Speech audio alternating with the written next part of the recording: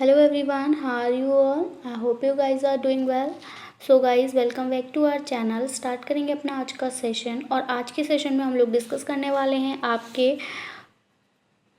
Paper 1 की unit 8 को, जो कि है आपकी आईसीटी। तो ये आपके टारगेट दिसंबर 2022 के एक इम्पॉर्टेंट यूनिट है आपके पेपर 1 के लिए, और एग्ज़ाम पॉइंट ऑफ व्यू के अकॉर्डिंग बहुत ही ज़्यादा बेनिफिशियल आपके लिए प्रूव होगी। अगर हम बात करें आपके पेपर 1 में प्रिपरेशन की, तो हमने यहाँ पर आपकी यूनिट 1 ऑलरेडी हम लोग डिस्कस कर चुके हैं, यूनिट 2 डिस्कस किया है, unit 3, unit 4, unit 7, unit 9 and unit 10, और अभी हम यूनिट 8 कवर कर रहे हैं।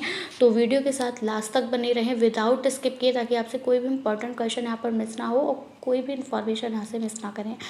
तो अगर आपने अभी तक हमारे चैनल को सब्सक्राइब नहीं किया है, या फिर आप हमारे चैनल पर नए हैं, तो यूजीसी नेट एग्जाम की बेस्ट प्रिपरेशन के लिए चैनल को सब्सक्राइब करें और बेल आइकन को प्रेस करना बिल्कुल ना भूलें, ताकि जब भी हम अपनी न्यू वीडियो अपलोड करें तो उसका नोटिफिकेशन सबसे पहले आप तक पहुंच सके। तो चलिए guys, without wasting much more time start करेंगे अपना आज का सेशन, और देखेंगे सेशन का फर्स्ट क्वेश्चन। जो आपके क्वेश्चन का जो मतलब टेक्स्ट है वो बाइलिंगुअल रहेगा, ठीक है। आपको हिंदी में भी क्वेश्चन दिखाई देगा और आपको इंग्लिश में भी क्वेश्चन दिखाई देगा। So need not to worry, आपको वरीड होने की बिल्कुल ज़रूरत नहीं है। पहले आपको इंग्लिश में क्वेश्चन दिखेगा और वही सेम क्वेश्चन आपको हिंदी लैंग्वेज में दिखेगा। तो हमारा फर्स्ट क्वेश्चन है, where does an computer add and compare its data. आपसे पूछा गया है कि कहाँ पर जो कंप्यूटर होता है वो अपने डेटा को ऐड करता है और कंपेयर करता है।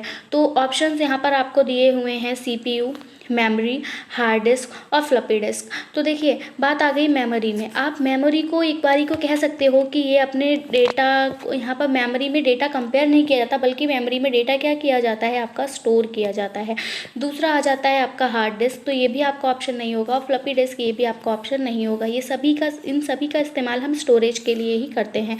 आपका जो यहाँ पर करेक्ट ऑप्शन जाएगा, that goes with option number ए, क्योंकि पूछा है कि आप अपने डेटा को और कहाँ कंपेयर करते हो और कहाँ ऐड करते हो। तो जो सीपीयू है, इसकी फुल फॉर्म की अगर हम बात करें तो इसकी फुल फॉर्म है सेंट्रल प्रोसेसिंग यूनिट, और आप सभी जानते हो इसको क्या कहा जाता है, इसको ब्रेन ऑफ द कंप्यूटर कहा जाता है। क्या कहा जाता है? ब्रेन ऑफ द कंप्यूटर कहा जाता है। तो आपको कुछ नहीं करना, बस अपने माइंड का थोड़ा सा इस्तेमाल करना है लॉजिकली, और आपका आंसर तक पहुंच जाएंगे।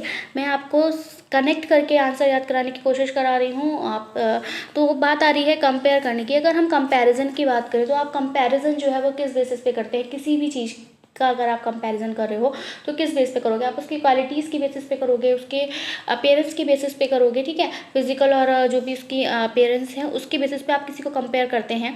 तो जब आप कंपेयर करते हैं तो आप वहाँ पर किसका इस्तेमाल करते हो? अपने ब्रेन का इस्तेमाल करते हैं। तो वही है कि ब्रेन ऑफ द कंप्यूटर आपका क्या है? सेंट्रल प्रोसेसिंग यूनिट, सीपीयू है। तो इसीलिए आपका ऑप्शन नंबर ए जो है वो यहाँ पर करेक्ट हो जाएगा। आई होप आपका आंसर क्लियर हुआ होगा।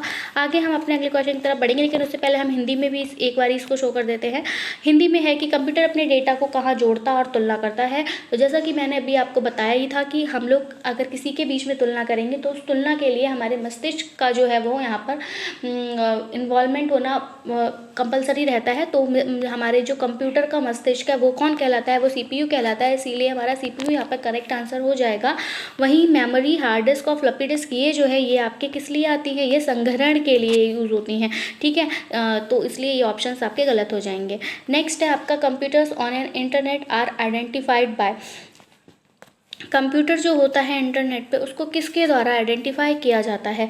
ईमेल एड्रेसेस के द्वारा, या फिर स्ट्रीट एड्रेस के द्वारा, आईपी एड्रेस के द्वारा, या फिर none of the above. Hindi में भी देख लेते हैं, इंटरनेट पर कंप्यूटर की पहचान किसके द्वारा की जाती है? ईमेल पता, सड़क का पता, आईपी पता, और उपरोक्त में से कोई नहीं। तो यहाँ पर जो आपका आंसर रहने वाला है, अगर हम बात करें computers on an internet are identified as, तो ईमेल एड्रेस से आप कंप्यूटर्स को जो है वो नहीं आइडेंटिफाई करते हैं। यहाँ पर स्ट्रीट एड्रेस, सड़क के पते का हमें क्या करना, बात कंप्यूटर की हो रही है, इसलिए ये ऑप्शन गलत हो जाएगा। जो आपका करेक्ट आंसर जाएगा, that goes with option number C, that is IP address. इस क्वेश्चन में अगर यही एज इट इज ऑप्शन आए तो आपको बिल्कुल भी ज़्यादा माइंड यूज़ करने की जरूरत नहीं पड़ेगी। आप सिंपली आईपी एड्रेस को टिक कर सकते हैं, क्योंकि आपको पता है कि इंटरनेट में, मतलब कंप्यूटर और इंटरनेट की बात आ रही है, इनको आइडेंटिफाई करना है, तो आप उसको आईपी एड्रेस के थ्रू ही आइडेंटिफाई करेंगे। तो ऑप्शन नंबर 3 जो है यहाँ पर गलत, करेक्ट आंसर हो जाएगा, that is IP address, IP पता। Next, which one of the following is not an internet service provider, ISP। तो यहाँ पर आपको ये 4 ऑप्शंस प्रोवाइडेड हैं, MTNL, BSNL, ERNet और इन्फोटेक इंडिया लिमिटेड। और आपसे पूछा है कि इन चारों ऑप्शंस में से ISP कौन सा नहीं है। ठीक है, तो इंटरनेट सर्विस प्रोवाइडर इनमें से कौन सा नहीं है, हिंदी में भी एक बारी देख लेंगे।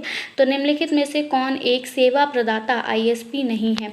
ऑप्शंस में वही सेम है आपका, MTNL, BSNL, ERNet इंडिया और इन्फोटेक इंडिया लिमिटेड। तो यहाँ हमारा जो करेक्ट आंसर जाएगा goes with option number D, that is infotech India limited. ये जो इन्फोटेक इंडिया लिमिटेड है ये आपका इंटरनेट सर्विस प्रोवाइडर नहीं है। बाकी MTNL भी आपको इंटरनेट देता है, BSNL से भी आपको इंटरनेट मिलता है और एननेट से भी आपको इंटरनेट मिलता है। तो ये तीनों ही आपको इंटरनेट प्रोवाइड करते हैं, बट ये इन्फोटेक इंडिया लिमिटेड जो है वो आपको इंटरनेट प्रोवाइड नहीं करता। ठीक है, आगे बढ़ेंगे अपने अगले क्वेश्चन की तरफ। And it is using websites to pour out one's grievance is called.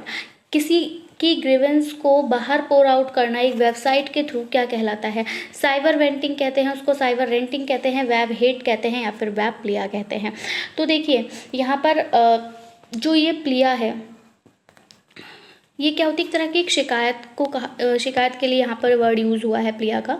तो अगर आप वेबसाइट के थ्रू किसी के ग्रीवेंस को पोर आउट करते हैं तो वो क्या कहलाता है, वो आपका कहलाएगा। लेकिन उससे पहले हम हिंदी में देख लेते हैं, किसी की शिकायतों को दूर करने के लिए वेबसाइटों का उपयोग करना क्या कहलाता है। तो किसी की शिकायत अगर आपको दूर करनी है तो उसमें आप जिस वेबसाइट्स का इस्तेमाल करते हैं उनको क्या कहा जाएगा, cyber venting, cyber shaky, web नफरे, वेब हेट है। ठीक है, वेब एज का ट्रांसलेशन में थोड़ा मिस्टेक हो गया है, इसको इग्नोर करिएगा। इंग्लिश वाले के साथ आप जाएंगे जब भी आपको कोई वर्ड जो है हिंदी में इनअप्रोप्रिएट लगे तो यहाँ हमारा जो करेक्ट आंसर जाएगा that goes with option number A, that is cyber venting. ठीक है, क्योंकि तो सारे ही आपको नेगेटिव वर्ड्स दिखाई दे रहे हैं। आगे बढ़ेंगे अगले क्वेश्चन की तरफ। In web search finding a large number of documents with very little relevant information is termed as. Web search में अगर आपको मतलब बहुत ज़्यादा अमाउंट में डॉक्यूमेंट्स हैं, उन बहुत ही लिटिल रेलेवेंट इन्फॉर्मेशन के साथ अगर आप उनको ढूंढ रहे हैं तो वो क्या कहलाएगा, पुअर रिकॉल कहलाएगा, वेब क्रॉल कहलाएगा, पुअर प्रिसीजन रेट कहलाएगा या फिर पुअर वेब रिस्पॉन्स कहलाएगा। तो वेब खोज में बहुत कम प्रासंगिक दस्तावेजों की एक बड़ी संख्या ढूंढना सूचना कहा जाता है क्या। तो यहाँ पर हमारा जो करेक्ट आंसर जाएगा है goes with option number A, poor recall. ठीक है, नेक्स्ट आगे बढ़ेगी अगले क्वेश्चन की तरफ। And it is the concept of connect intelligence is derived from virtual reality, fuzzy logic, Bluetooth technology या फिर ब्लू एडेड नेटवर्क्स। तो कनेक्ट इंटेलिजेंस की अवधारणा से ली गई है। तो कनेक्ट इंटेलिजेंस की अवधारणा से इनमें से क्या लिया गया है, आभासी वास्तविकता, फजी लॉजिक, ब्लूटूथ तकनीक या फिर मूल्यवर्धित नेटवर्क। तो यहाँ हमारा जो करेक्ट आंसर जाएगा है goes with option number D, that is value added networks. तो जो कनेक्ट इंटेलिजेंस का जो कंसेप्ट है वो आपका कहाँ से आया है, वैल्यू एडेड नेटवर्क्स के थ्रू जो है वो आया है। फजी लॉजिक, फजी का मतलब ही नेगेटिव में है मतलब, तो इससे तो आप इंटेलिजेंस का कंसेप्ट नहीं ले सकते। ब्लूटूथ टेक्नोलॉजी आपको पता है कि शेयरिंग के लिए इस्तेमाल किया जाता है। ठीक है, तो यहाँ से कोई लॉजिक लेने की बात ही नहीं होती। वर्चुअल रियलिटी मतलब जो आपको दिख रहा है, जो वास्तविकता है, तो ये भी नहीं होगा। ठीक है, यहाँ तो करेक्ट आंसर आपका क्या है, मूल्यवर्धित नेटवर्क। Next, use of an ordinary telephone as an internet appliance is called. आप एक ऑर्डिनरी टेलीफोन का इस्तेमाल करते हैं इंटरनेट अप्लायंस की तरह, उसको क्या कहा जाता है, वॉइस नेट कहते हैं आप, या फिर वॉइस टेलीफोन कहते हैं, वॉइस लाइन कहते हैं, या फिर वॉइस पोर्टल कहते हैं। तो आप जैसा सभी को पता होगा कि टेलीफोन से अगर आप किसी के साथ इंटरेक्ट कर रहे हैं तो वो किसके थ्रू करेंगे, बिल्कुल वॉइस के थ्रू करेंगे ना। टेलीफोन पे तो आप कॉल ही करेंगे, ऑब्वियस है। तो यहाँ पर बात वॉइस की होगी। वॉइस यहाँ पर हमें चारों ऑप्शंस में दिख रहा है, लेकिन बात आ रही है कि आप एक ऑर्डिनरी टेलीफोन का इस्तेमाल एक इंटरनेट अप्लायंस की तरह करते हैं, तो क्या किस में करेंगे, नेट के साथ, टेलीफोन के साथ, लाइन के साथ या फिर पोर्टल के साथ। तो यहाँ हमारा जो करेक्ट आंसर, हिंदी में भी देख लें एक बारी फिर हम आंसर क्लियर करेंगे। हिंदी में है इंटरनेट उपकरण के रूप में एक साधारण टेलीफोन का उपयोग कहलाता है। इंटरनेट उपकरण के के रूप में एक साधारण टेलीफोन का उपयोग क्या कहलाता है? वॉइस नेट कहलाता है, वॉइस टेलीफोन कहलाता है, आवाज़ लाइन कहलाता है या फिर वॉइस पोर्टल कहलाता है। देखिए मैंने क्वेश्चन बताने के बाद आंसर इसलिए नहीं बताया क्योंकि अगर मैं हिंदी वाले कैंडिडेट इंग्लिश वाले कैंडिडेट्स को ही आंसर बता दूंगी तो जो हिंदी वाले कैंडिडेट्स हैं जो वेट कर रहे हैं क्वेश्चन का, उनका जो है वो थोड़ा सा क्यूरियोसिटी जो है वो डाउन हो जाएगी। इस वजह से मैंने आंसर नहीं बताया, क्वेश्चन उनको भी दिखा दिया। अब मैं आंसर बताऊंगी ताकि उनको भी मतलब एक्साइटमेंट रहे अपने सेशन की, ठीक है, क्यूरियोसिटी रहे जानने की कि आंसर क्या है बेसिकली। तो जैसे मैंने अभी बोला कि टेलीफोन में आप लोग क्या करते हैं, वॉइस के थ्रू जो है आप इंटरेक्ट करते हैं पीपल से। कम्युनिकेशन टॉपिक में हम लोग ऑलरेडी डिस्कस कर चुके हैं। तो टेलीफोन में वो वॉइस के थ्रू इंटरेक्ट तो करेंगे, लेकिन अगर वो इस टेलीफोन का इस्तेमाल एक इंटरनेट अप्लायंस के थ्रू कर रहे हैं तो वो आपका वॉइस लाइन कहलाएगा, क्योंकि टेलीफोन से जो आप इंटरेक्शन कर रहे हैं वो किसके थ्रू हो रहा है? वो एक लाइन के थ्रू हो रहा है, एक नेटवर्क के थ्रू हो रहा है। क्लियर है? ओके।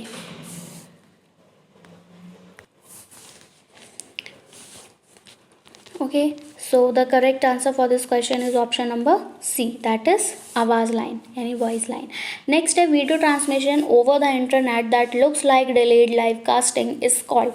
अब जो वीडियो ट्रांसमिशन होता है ओवर द इंटरनेट वो आपको दिखाई देता है एक डिलेड लाइव कास्टिंग की तरह, उसको क्या कहेंगे? वर्चुअल वीडियो कहेंगे, डायरेक्ट ब्रॉडकास्ट कहेंगे, वीडियो शिफ्ट कहेंगे या फिर रियल टाइम वीडियो कहेंगे। इंटरनेट पर वीडियो प्रसारण जो विलंबित लाइव कास्टिंग जैसा दिखता है कहलाता है आभासी वीडियो, सीधा प्रसारण, वीडियो शिफ्ट या फिर वास्तविक समय वीडियो। तो यहाँ हमारा जो करेक्ट आंसर जाएगा goes with option number D, that is real time video. Clear है? आगे बढ़ेंगे हम अपने अगले क्वेश्चन की तरफ and it is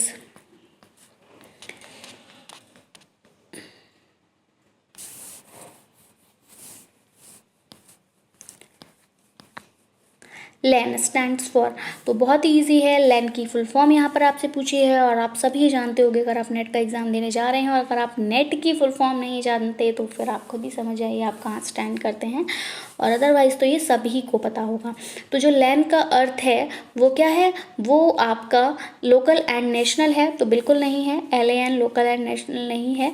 local area network है, लार्ज एरिया नेटवर्क है या फिर लाइव एरिया नेटवर्क है, तो बिल्कुल ऑप्शन नंबर बी जो है वो यहाँ पर करेक्ट हो जाएगा। LAN की फुल फॉर्म जो है वो आपकी क्या है?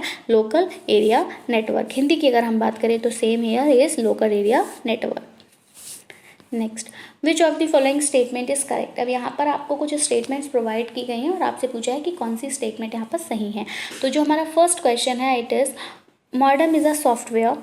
मॉडम पहली स्टेटमेंट में बोला है कि मॉडम क्या है? एक सॉफ्टवेयर है। दूसरी स्टेटमेंट में आपसे बोला है modem helps in stabilising the voltage. Modem जो होता है वो वोल्टेज को स्टेबलाइज करने के लिए यूज़ किया जाता है या मतलब हेल्प करता है। Modem is the operating system. Modem एक ऑपरेटिंग सिस्टम है। Modem converts the analogue signal into digital signal and vice versa. मतलब जो मॉडम है वो एनालॉग सिग्नल को डिजिटल में बदलता है और वाइस वर्सा का मतलब कि वो डिजिटल सिग्नल को जो है वो एनालॉग सिग्नल में बदलेगा। तो यहाँ पर आपको ये चार स्टेटमेंट्स दी हैं। अब आपको इनमें से बताना है कि सही आंसर जो है वो कौन सा है। तो करेक्ट की अगर हम बात करें तो यहाँ हमारा जो करेक्ट आंसर जाएगा हेयर गोज विद। देखिए मॉडम जो है वो एक सॉफ्टवेयर नहीं है। आप सभी को पता है मॉडम का इस्तेमाल आप लोग किस लिए करते हो, तो यहाँ पर ये मॉडम एक सॉफ्टवेयर नहीं है, ठीक है। दूसरी आ गई modem helps in stabilising the voltage. तो वोल्टेज को स्टेबलाइज करने के लिए मॉडम मदद नहीं करता। मॉडम किस लिए यूज़ करते हो आप? इंटरनेट सर्विस के लिए मॉडम का इस्तेमाल करते हो ना। मॉडम जो है वो एक ऑपरेटिंग सिस्टम है नहीं, मॉडम कोई ऑपरेटिंग सिस्टम नहीं है। तो हमारा जो करेक्ट है कि वो क्या करता है? एनालॉग सिग्नल को डिजिटल में बदलता है और डिजिटल को जो है वो एनालॉग में बदलता है। करेक्ट आंसर आपका ऑप्शन नंबर डी यहाँ पर हो जाएगा। हिंदी में भी देख लेते हैं निम्नलिखित में से कौन सा कथन सही है। तो मॉडम एक सॉफ्टवेयर है, नहीं है। मॉडम वोल्टेज को स्थिर करने में मदद करता है, नहीं, इसके लिए तो आप स्टेबलाइजर का यूज़ करते हैं, ठीक है। मॉडम ऑपरेटिंग सिस्टम है, नहीं है। और मॉडम जो है बिल्कुल एनालॉग सिग्नल को क्या करता है? डिजिटल सिग्नल में बदलता है और इसके विपरीत में परिवर्तित करता है, मतलब डिजिटल को एनालॉग और एनालॉग को डिजिटल। क्लियर? आगे बढ़ेंगे अगले क्वेश्चन की तरफ and it is which of the following is the appropriate definition of a computer. अब कंप्यूटर की अगर हम बात करें तो यहाँ पर उसकी एक सटीक परिभाषा जो है वो क्या होगी। Computer is a machine that can process information. Computer एक मशीन है जो कि इन्फॉर्मेशन को प्रोसेस कर सकती है। Computer is an electronic device that can store, retrieve and process both qualitative and quantitative data quickly and accurately. Computer जो है वो एक इलेक्ट्रॉनिक डिवाइस है, एक इलेक्ट्रॉनिक यंत्र है जो क्या करता है, स्टोर भी करके रखता है, उसको रिट्राइव भी करता है और उसको प्रोसेस भी करता है, क्वालिटेटिव और क्वांटिटेटिव डेटा दोनों को जल्दी जल्दी और बहुत ही ज़्यादा एक्यूरेटली। दूसरी बात आ जाती है कि एक कंप्यूटर जो है वो एक इलेक्ट्रॉनिक डिवाइस है जो कि स्टोर करता है, रिट्राइव करता है और क्विकली प्रोसेस करता है सिर्फ क्वांटिटेटिव डेटा को। और लास्ट स्टेट में बोला है कि कंप्यूटर एक मशीन है जो कि स्टोर करती है, रिट्राइव करती है और प्रोसेस करती है क्विकली और एक्यूरेटली सिर्फ क्वालिटेटिव डेटा को। ठीक है, तो यहाँ पर ये तीन ऑप्शन बिल्कुल एक जैसे हैं। एक में दोनों चीज़ें बोल दी कि क्वालिटेटिव और क्वांटिटेटिव डेटा दोनों को एक्यूरेटली जो है वो यहाँ पर प्रोसेस करता है, और बाकी दो स्टेटमेंट्स में अलग अलग बोला कि सिर्फ क्वालिटेटिव डेटा को वो प्रोसेस करता है या फिर सिर्फ क्वांटिटेटिव डेटा को प्रोसेस करता है। हिंदी में देखेंगे निम्नलिखित में से कौन सी कंप्यूटर की उपयुक्त परिभाषा है। तो कंप्यूटर एक मशीन है जो सूचनाओं को प्रोसेस कर सकता है। कंप्यूटर एक इलेक्ट्रॉनिक उपकरण है जो गुणात्मक और मात्रात्मक दोनों डेटा को जल्दी और सटीक रूप से संग्रहित, पुनर्प्राप्त और संशोधित कर सकता है। या फिर कंप्यूटर एक इलेक्ट्रॉनिक उपकरण है जो केवल मात्रात्मक डेटा को स्टोर, पुनर्प्राप्त और त्वरित रूप से जो है वो संसाधित कर सकता है। कंप्यूटर एक मशीन है जो केवल गुणात्मक जानकारी को जल्दी और सटीक रूप से जो है वो संग्रहित, पुनर्प्राप्त और संसाधित कर सकता है। तो यहाँ हमारा जो करेक्ट आंसर जाएगा, तो देखिए सिर्फ क्वांटिटेटिव या फिर सिर्फ क्वालिटेटिव डेटा को अकेले अकेले जो है वो प्रोसेस नहीं करता है। यहाँ हमारा जो आंसर जाएगा goes with option number B. ठीक है, हम ये वाले ऑप्शन भी आपका ठीक है, लेकिन अगर हम बात करें ऑप्शन नंबर बी की तो इसके कंपैरिजन में ज़्यादा अप्रोप्रिएट नहीं है, इसलिए हमारा ऑप्शन नंबर बी जो है वो यहाँ पर करेक्ट हो जाएगा। क्यों? क्योंकि कंप्यूटर एक इलेक्ट्रॉनिक उपकरण है, बिल्कुल है, यहाँ पर भी वही बात कही गई, कंप्यूटर एक मशीन है, सेम चीज़ यहाँ आ गई है। बट यहाँ सिर्फ इतना बोला कि ये जो क्या करता है, सूचनाओं को प्रोसेस करता है, लेकिन यहाँ आपको बताया है कि ये एक इलेक्ट्रॉनिक उपकरण तो है और साथ ही साथ ये गुणात्मक और मात्रात्मक दोनों डेटा को जो है वो जल्दी और सटीक रूप से संग्रहित, पुनर्प्राप्त और संसाधित करता है। ठीक है, तो यहाँ पर भी आपका जो करेक्ट आंसर जाएगा, it is computer is an electronic machine device that can store, retrieve and process both. ठीक है, तो जहाँ पर ओनली आ जाएगा, वैसे भी अगर आप पैडागॉजिकली तरीके से देखेंगे तो आपका अगर सिर्फ ओनली वर्ड कहीं आता है तो वो मोस्ट ऑफ द केसेस जो होता है वहाँ पर आंसर आपका गलत ही रहता है।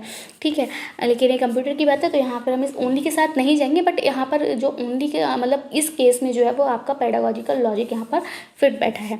आगे बढ़ेंगे अगले क्वेश्चन की तरफ, and it is information and communication technology includes. Information और कम्युनिकेशन टेक्नोलॉजी जो आपका ICT है, इसमें आता क्या है? ऑनलाइन लर्निंग आती है। अगर आप ऑनलाइन लर्न कर रहे हो, जिस तरह से अभी हम लोग इस सेशन को यहाँ पर कंटिन्यू कर रहे हैं, तो हम यहाँ पर ये कहेंगे कि ये ऑनलाइन लर्निंग है, या फिर हम कहेंगे कि learning through the use of EDUSAT, यानी अगर आप एडुसेट का इस्तेमाल करके लर्निंग करते हैं उसको आप ICT में इंक्लूड करेंगे, वेब बेस्ड लर्निंग को करेंगे या फिर सभी को करेंगे। तो सूचना और संचार प्रौद्योगिकी में क्या शामिल होगा? ऑनलाइन लर्निंग शामिल होगी, एडुसेट के उपयोग के माध्यम से सीखना होगा, या फिर वेब आधारित शिक्षा होगी, या फिर उपरोक्त सभी। तो अगर हम बात करें ICT की, तो इंफॉर्मेशन एंड कम्युनिकेशन टेक्नोलॉजी, तो वहाँ पर क्या है कि आप इन्फॉर्मेशन को टेक्नोलॉजी की टेक्निकली जो है वो आप ट्रांसफ़र कर रहे हो, कम्युनिकेशन जो आप कर रहे हो उसका आप यूज़ टेक्निकली कर रहे हो, तो ये आपका ICT के अंतर्गत आएगा। तो बात करें अगर हम ऑनलाइन लर्निंग की, तो इस ऑनलाइन लर्निंग में बिल्कुल आप क्या कर रहे हो, इन्फॉर्मेशन ट्रांसफरिंग जो आप कर रहे हैं वो भी आपका टेक्निकली हो रहा है, टेक्नोलॉजी का यूज़ करके कर रहे हैं। और जो कम्युनिकेशन हो रहा है, जिस तरह से अभी आपके और मेरे बीच जो कम्युनिकेशन हो रहा है, जो इंटरेक्शन हो रहा है, वो भी कैसे हो रहा है, वो आपका एक टेक्निकली ही जो है वो हो रहा है, वरना इतनी दूर से हमारा कम्युनिकेशन होना पॉसिबल नहीं था। अगर ये टेक्नोलॉजी नहीं होती तो पहले क्या हुआ करता था कि स्टूडेंट जो होता था वो टीचर के पास जाकर ही शिक्षा जो है वो ले पाता था। क्यों? क्योंकि टेक्नोलॉजी का कोई भी वहाँ पर माध्यम नहीं था। और अब टेक्नोलॉजी के इन्हांसमेंट होने की वजह से ही ऐसा हो रहा है कि आप अपने अपने घर बैठे हुए रात और दिन जब चाहें, कभी भी चाहे, कोई भी लेक्चर कहीं से भी ले सकते हैं। तो ये किसकी वजह से है? ये ICT की वजह से ही पॉसिबल हुआ है। तो ये ऑप्शन करेक्ट हो जाएगा। दूसरा, आप एडुसेट का उपयोग कर रहे हैं, बिल्कुल उपयोग कर रहे हैं, और उसके माध्यम से अभी आप लर्निंग कर रहे हो। ठीक है, जो भी आप ऑनलाइन मोड में आप अपनी जो भी लर्निंग कर रहे हैं, दैट इज़ मतलब इंक्लूड होता है वो भी आपके आईसीटी में। दूसरा जो भी वेब आधारित शिक्षा है वो भी आपकी आईसीटी के अंतर्गत आती है, तो इसलिए हमारा जो करेक्ट ऑप्शन जाएगा ऑप्शन नंबर 4 के साथ जाएगा। क्लियर है। आगे बढ़ेंगे अगले क्वेश्चन की तरफ। Which of the following is the appropriate format of URL of email. तो अगर हम बात करें ईमेल की, तो ईमेल का जो यूआरएल होता है, तो सबसे पहले जानेंगे यूआरएल की क्या है फुल फॉर्म। तो यूनिफॉर्म रिसोर्स लोकेटर जो है वो इसकी फुल फॉर्म होती है। क्या होती है? Uniform resource locator. ठीक है, तो यहाँ आपसे बोला है कि जो ईमेल है, ईमेल का जो यूआरएल फॉर्मेट है, एप्रोप्रिएट फॉर्मेट क्या होता है ईमेल के यूआरएल का। तो यहाँ पे देखेंगे ऑप्शंस आपको दिया है www.ail.com, www@mail.com, www@mail.com, सेम ही ऑप्शन हैं www.mail.com। तो देखिए आप सभी को पता है, अगर हम यूआरएल की बात करें और हम अगर ईमेल की बात करें, तो आप मुझे बताइए कि ईमेल जब आप किसी को करते हो तो आपको किस तरह की जो है, आप अपनी जब कुछ नहीं आप अपनी जीमेल आईडी बताएंगे, तो आपकी जीमेल आईडी किस टाइप की होती है, मतलब XYZ जो भी आपका नाम है और @gmail.com इस टाइप से होती है ना आपकी आईडी। तो वही है, इसी पैटर्न पे आप अगर जाएंगे तो आपको इन ऑप्शंस में सही मिलेगा। दोनों ऑप्शन सेम ही है, तो कोई भी आप लगा सकते हो। वियर्सी इस केस में आपको अगर ऐसा आपके क्वेश्चन पेपर में होता है, आपको यहाँ पर कॉमन मार्क्स मिलता है। तो हमारा करेक्ट ऑप्शन यहाँ हो जाएगा www.mail.com। क्लियर। तो निम्नलिखित में से कौन सा ईमेल के यूआरएल का उपयुक्त प्रारूप है। तो ऑप्शंस आपको यहाँ पर प्रोवाइडेड है और जो करेक्ट आंसर हमारा जाएगा दैट इज www.mail.com है यहाँ पर। ठीक है, ये ट्रांसलेशन की वजह से ऐसा हो गया है। नेक्स्ट है on the keyboard of computer each character has an ASCII value which stands for. की जो कंप्यूटर का कीबोर्ड होता है वहाँ पर जो हर कैरेक्टर होता है उसकी एक ASCII वैल्यू होती है, जिसकी फुल फॉर्म क्या है। तो ASCII की फुल फॉर्म आपसे पूछी है और यही सेम फुल फॉर्म आपके कम्युनिकेशन यूनिट में भी पूछी गई थी। तो मुझे बिल्कुल मतलब आपको आना ही चाहिए। तो आप मुझे कमेंट सेक्शन में बताएंगे क्या है इसकी फुल फॉर्म। अदरवाइज़ मैं फिर भी आपको एक बार यहाँ पर बता देती हूँ कि यहाँ पर करेक्ट ऑप्शन क्या जाएगा। American stock code for information interchange, American standard code for information interchange, African, तो अफ्रीकन तो नहीं होगा, बिल्कुल कट जाएगा। एडेप्टेबल स्टैंडर्ड कोड ये भी नहीं है। बात यहाँ पर किसकी हो रही है, तो बात यहाँ अमेरिकन की ही है। और ये स्टॉक कोड नहीं है, बल्कि ये क्या है, एक मानक कोड है, स्टैंडर्ड कोड है। और ये हम लोग ऑलरेडी डिस्कस किए हुए हैं आपके कम्युनिकेशन टॉपिक में। तो ऑप्शन नंबर बी जो है वो यहाँ पर करेक्ट हो जाएगा। आगे बढ़ेंगे अगले क्वेश्चन की हिंदी में देखेंगे। कीबोर्ड कंप्यूटर के कीबोर्ड पर प्रत्येक वर्ड का एक ASCII मान होता है और जिसका अर्थ होता है सूचना इंटरचेंज के लिए अमेरिकी स्टॉक कोड, सूचना इंटरचेंज के लिए अमेरिकी मानक कोड। तो क्या होता है, सूचना इंटरचेंज के लिए अमेरिकी मानक code. Which part of the central processing unit CPU performs calculation and makes decision। अब आपसे पूछा है कि अभी हमने सबसे फर्स्ट क्वेश्चन में ही जान लिया था CPU की full form central processing unit होती है।